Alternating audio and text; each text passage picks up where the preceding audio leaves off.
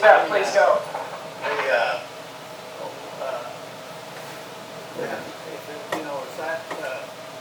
That's icy, then, put it up for vote, run it through the county, because I've talked to a lot of people, and I have yet to find,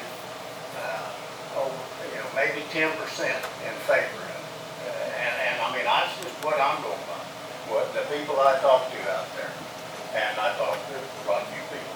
But also, on if they do, back to that, make sure they buy all their products from the United States, because they can't get them all from the United States. They'll have to get them from China. So all they got to do is. Anybody else have a rebuttal or a final comment on solar? I'll say something. I just want everybody to know, these leases were signed prior to the county even knowing what was going on at all. These people have been getting paid, and they do not reside in Linn County. One of them does. That signed contracts way before we even had a clue what a solar farm was. So I feel like I have gone through the process exactly how the law stated for us to go through the process. We had planning and zoning reopen it back up because we went through the process. We had a petition signed. We did everything we had to do. It's been over a year now. It's been a long process. And I'm looking forward to Tuesday night. Hopefully everyone can come out, but we are up against big corporations, big tech, Washington, D.C. You guys probably got text messages the other day. You're getting mailers in the mail. These companies have expenses that are going over $10 million. They come into rural communities and they pay for these things to happen, and they're going to take us down if we do not get control over what we can control. While you have the mic, just right quick, a couple questions here. Would you support the prohibition on commercial solar? So throw that in if it gets to that point. Do I support? Yes. So when you talk about a prohibition on commercial solar, Article 14, I support a prohibition on Article 14. You guys have to read through it carefully. It means if you have solar at your house, you can have up to 10 acres of solar. You can put it on your house. You can have up to 10 acres of solar. We are not saying you can't do that. Another thing, the Heartland project is a little different. It's less than 10 acres, but because it goes back into the grid, it's considered commercial. So right now, that project would not be allowed. I support a prohibition. That's where I stand. That's where I'll always stand. On commercial solar. I stand with Valley on that, and I'll tell you, back 4 years ago, it was wind we was talking about, and there was a net tire not very far from me, and matter of fact, a good friend of mine had it on his place, and he knew where I stood when I ran, and it didn't bother a thing, and we were still good friends when it was over with, but I said, take the government subsidies out of it, and if we're still talking, I'm all in. But I do not support commercial solar. If you want to put it on your house, or on your barn, or out in your backyard, I don't have a problem with that. But whenever our taxpayers are paying for it, or our tax dollars, that's an issue with me. Well, I'm not for commercial solar.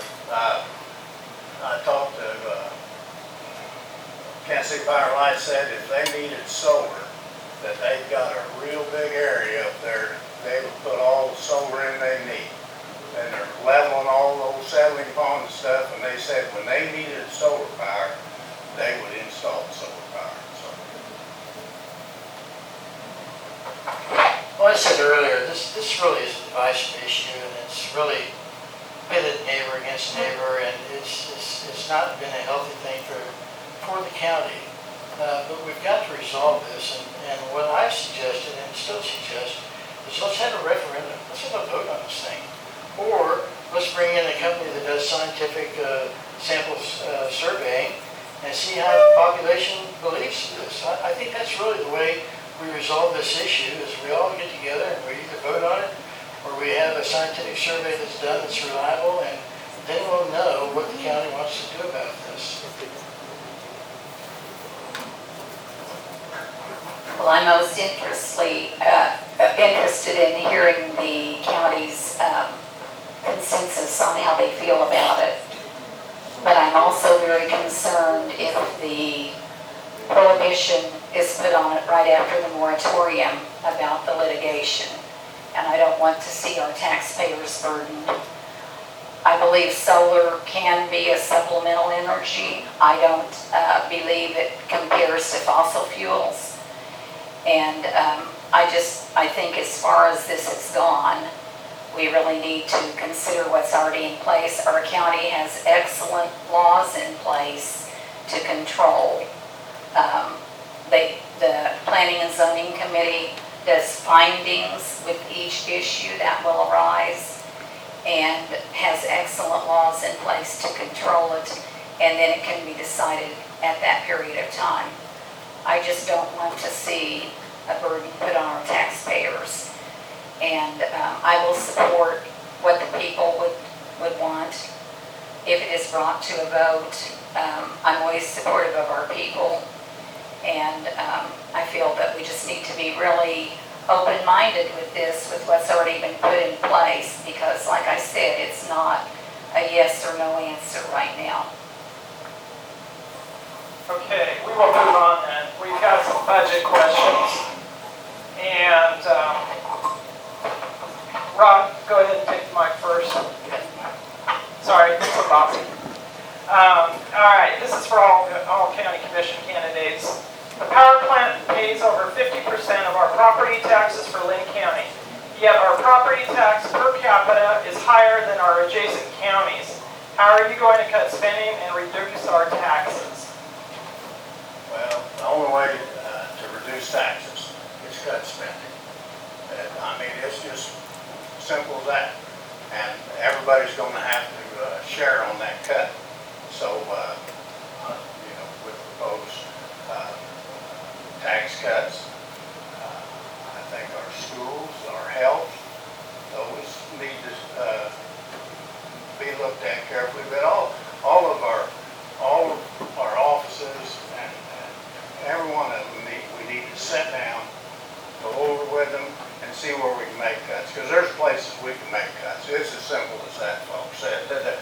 Like I say, we're spending more money than Johnson County per capita, and there's no call for that. Our taxes are going to continue to go up, and I don't know that they'll ever shut the power plants down. They're trying to do a lot of changes and things to go to gas, and hopefully that will happen. But our taxes need cut no matter what.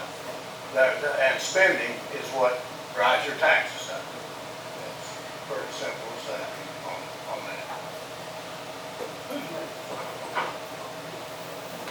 Again, looking back at the future planning committee that I was on, one of the major emphasis was what to do when and if that power plant ever closes down, because it provides 2/3 of the tax base of the county. Our recommendation was we have to find new sources of revenue for the county, as well as tightening our belt and spending less in a very strategic way.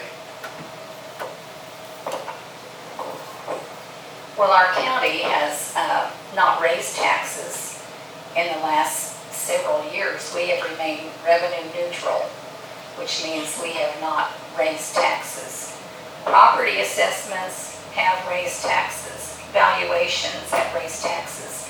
When we have people from other areas coming and paying a large amount for housing, it raises housing valuation. It raises your taxes. And the county does not control what the school does.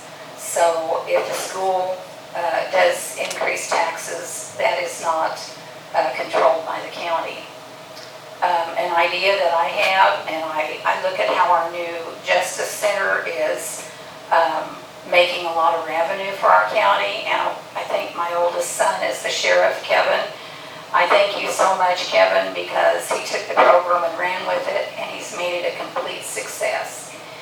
And something that we could look forward to is after we actually pay off our jail facility in the next several years, we might go back out consider going back out to the taxpayers and asking, would you vote for that 1% sales tax, which would be 3/4, because 1/4 of it stays with the jail for operational expense. But would you incorporate that again? And maybe we could provide our ambulance service, which is about $1 million. It would take it off of your property tax. I think we're going to have to get very creative in what we do and make sure everything is being managed efficiently. And I look for ways that we can save and also ways that we can produce more revenue in several areas.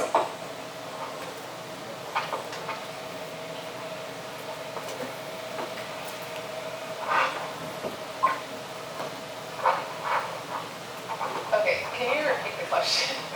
Was it about the power plant shutting down? Just want to make sure I answered the question exactly.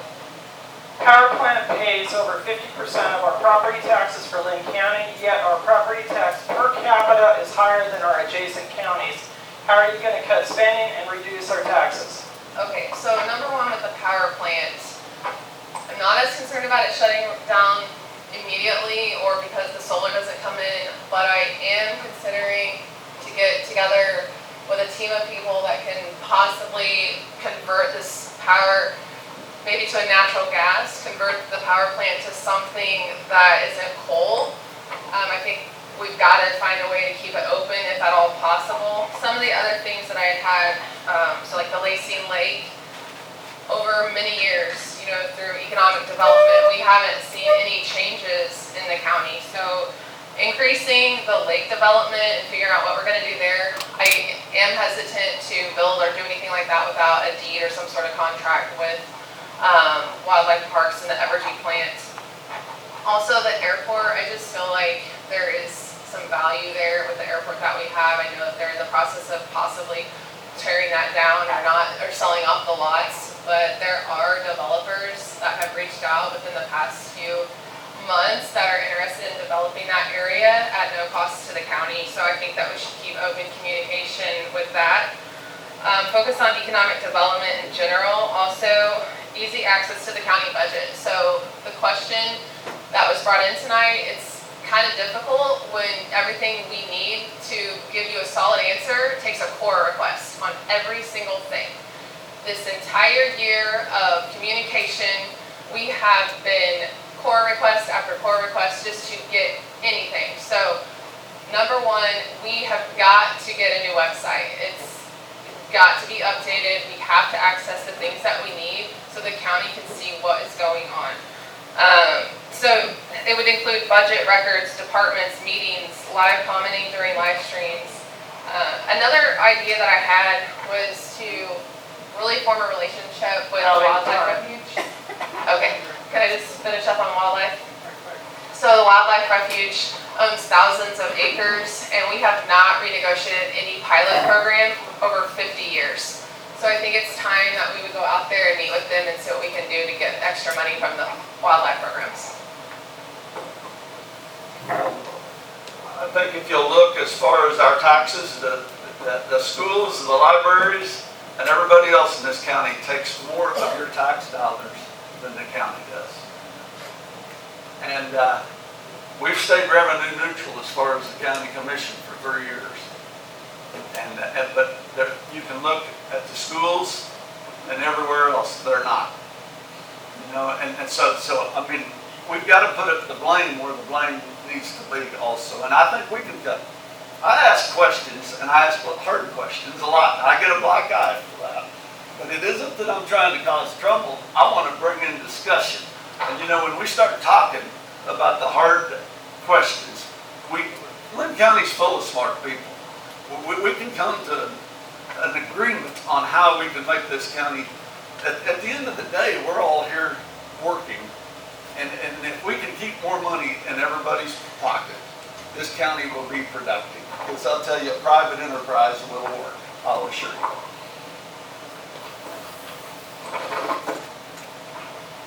Okay. Jim, I've got 3 questions aimed at you, and I aim not necessarily, but for you. Yeah, so I'm just gonna go ahead and they're dealing with harassing county employees, and I'm just gonna read it. They're not my questions. Read it. I'm just gonna blow them after, okay? Let's get it out in the open. All right. Talk about it. All right, very good. All right, in Linn County and the entire country, we are reminded to be kind, respectful, and willing to listen. Mr. Johnson, many of your constituents indicate that you have not been, in your first term, an appropriate role model for our citizens as to how to treat people, especially county employees. Other expectations are that you need to listen to opinions and be transparent.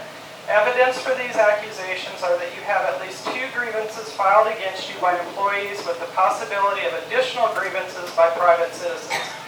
In light of what many voters have expressed as to your inappropriate behavior, if reelected, do you plan to take anger management classes and/or training in positive negotiation skills so that all commissioners and constituents have an opportunity for equal, productive, and purposeful communication? Well, no, I'm not going to take more training, I don't believe, because I'll tell you, I'm not. You can call it harassment. I think we use that word wanting to. I know, I'm pointing at you, but at the question. Harassment, hard questions, is that harassment? Is that the case? And it's 4 grievances, and you want everybody to know about it, and still, I really don't even know what's happened. Nobody's told me. I got told I got them written on me, but I still don't know. It's been a year. So, and I've also had an ouster on me, you know. But I'll tell you, I've never worked a job, and I worked a place for 34 years, and I stayed there. Nobody run me off. I never lost any time. I didn't get sent home for harassing anybody. But if somebody asks a question, and it turns into a grievance, I have a problem with that, because I'll tell you what, a hard question, when you talk hard questions, it's sometimes it's just like disciplining your kid. Whenever you discipline your kid, if you make a hard decision, most times it's the right one. And I'm going to stand on that. Very good, thank you. That's enough. All right, let's open it up to all 5 of you on this, because how do you ask hard questions without alienating people, causing division, or stagnating county progress? All 5 of you are going to face that or have faced that. So why don't you answer that as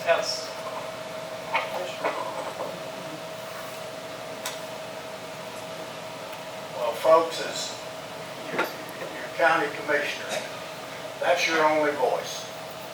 They're the elected officials, and I promise I've called a bunch of them and complained over the last 40 years. And I expect them to ask somebody why they're doing this, and they are hard questions. But as a commissioner, you're responsible for asking those questions. Your constituents are asking you to get an answer. Set them people down, talk to them. I would go to each of the individuals that I need to speak with, set them down, talk to them. But they need to be answering these questions. If safety or any of them. If your constituents are calling you and asking you why this isn't happening or why this is happening, then you need to be able to answer. And the only way you're going to get that answer is talking to whoever is in charge of that. And I think the commissioners, I think they should be in charge of the road bosses to where they can speak with them and talk to them. There's too many go-betweens. You need to be able to talk to your employees and have one-on-one. And you know, commissioner job's not 3 or 4 hours, as every commissioner, Vicki, and all of them can tell you. It's a job, and you need to talk to these different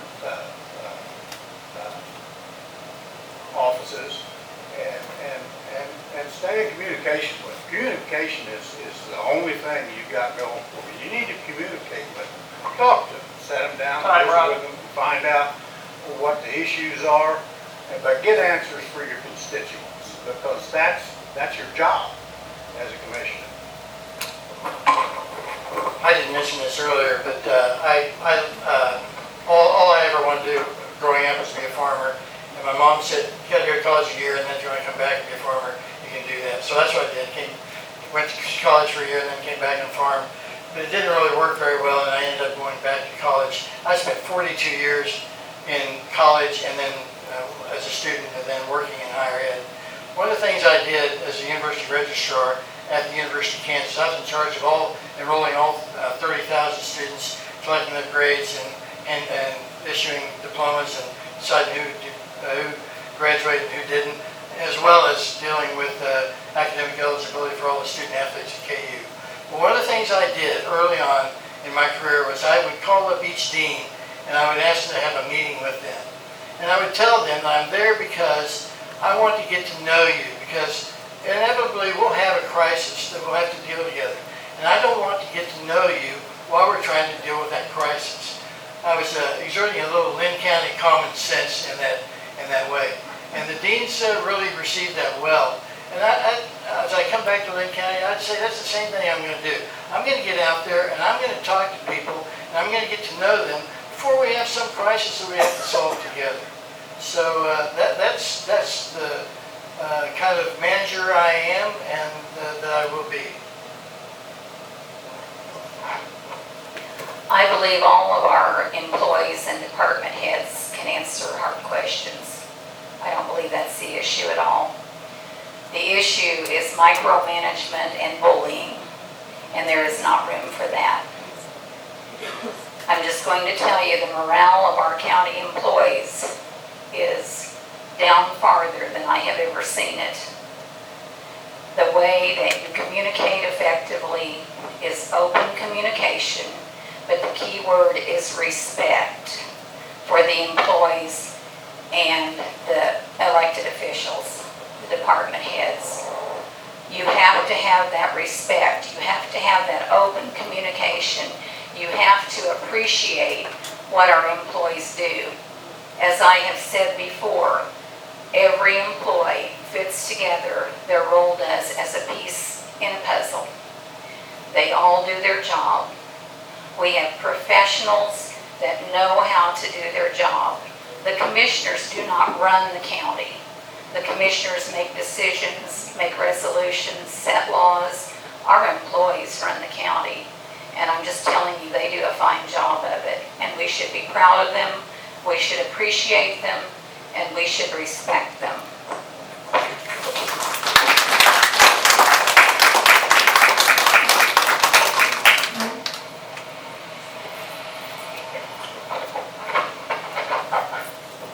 Okay, so a couple different things that I think would help would be going back through all of these are printed off, department head job duties and the descriptions of what they're supposed to be doing. So looking through them, they're all created by the person that actually is that department head. They're all written differently, they're all in different formats, so I think that we should review those and go over that as a commission, as a board, and try and figure out is that exactly what we want them to be doing, because if you don't have a clear communication on what their job is to do, we can't, reprimand them on things that they're doing wrong or right.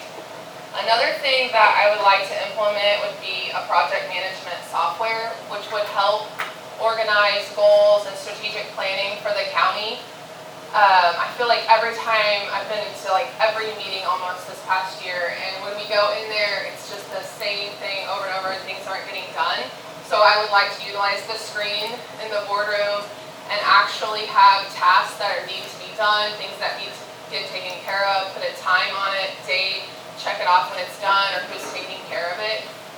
We are lacking public relations completely as a commission right now, and I think that that is an easy way to solve just the citizens' attitude with where we're at right now, and even as the board. So hopefully implementing some sort of project management software and also just communicating well with the citizens and getting back with them on their concerns instead of them coming to the podium, stating a concern, and then it takes 3 months to come back, and then they come back and they still don't have an answer, it's still not done. I feel like we should be getting it done and communicating with them that, hey, we've got this done.